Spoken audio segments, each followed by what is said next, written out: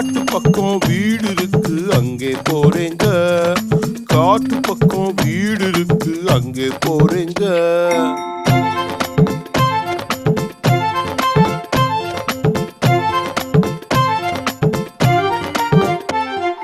கம்பளி சட்டை நல்லா இருக்கு, யாரு தந்தாங்க?